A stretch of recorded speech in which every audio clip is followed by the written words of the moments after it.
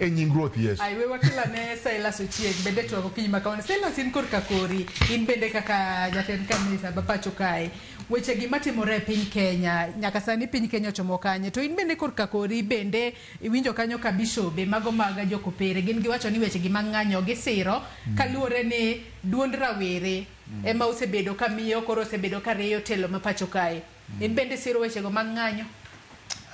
Erokamano ahinya. Ing'eni kabiro ka to aparo ni koro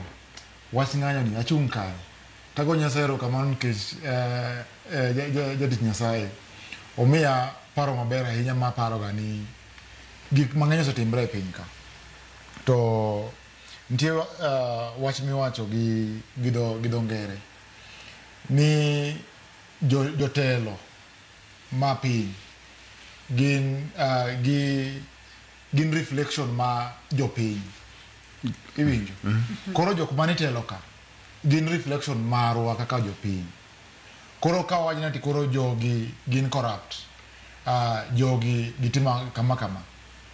man reflection marwa nikech koro dwaro mondo warangre maber wapenjre niya ni be an agologa bribe ni be an arito chik moket mano okal higa 2010 iwinjo mano koro gima dwaro ni warang nikech gima timre niya wabro golo jatelo ma sani wawacho ni one time wabro gole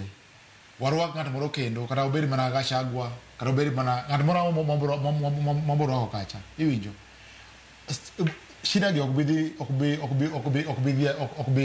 wakoro wabro onge shida bro beti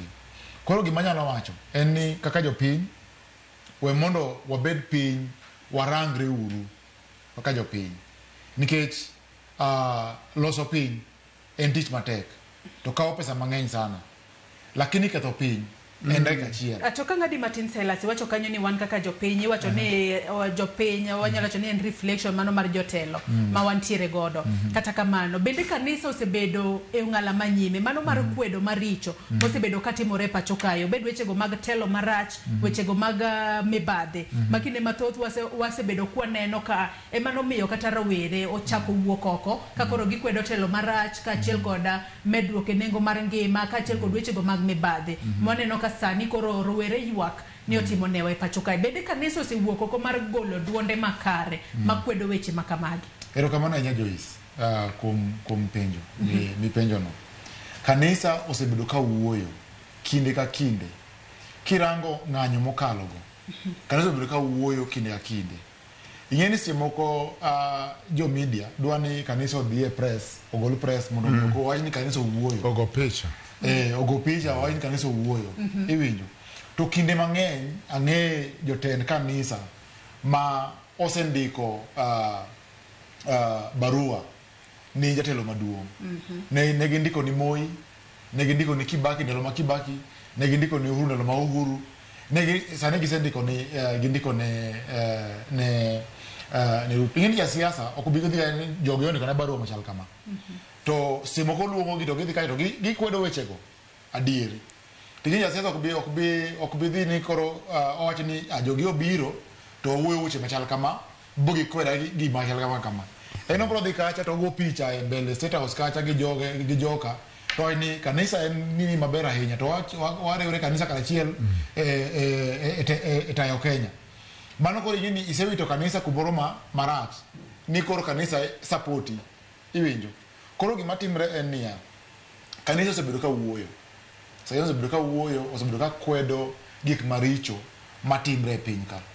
aseno kanisa ma joka sitam ondiko barua ka kwedo gima notimre ni Ojwang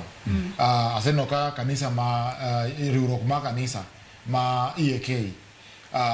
nyokwedo be gik ma timre sani koro ok en mokuongo ma kanisa wuoye ewi gik matimre sani en mana ni koro ing'eni koro nitie gik moko ma jo media dwaro kata jo piny dwaro ni wane ka gin e media kacha mano koro ka koro giwuoyo lakini gik ma kanisa timo ok simo ok nyal kete media kacha giwuoyo ka gi approach gik moko ma mondo giyud solution ka ginyalo konyo piny.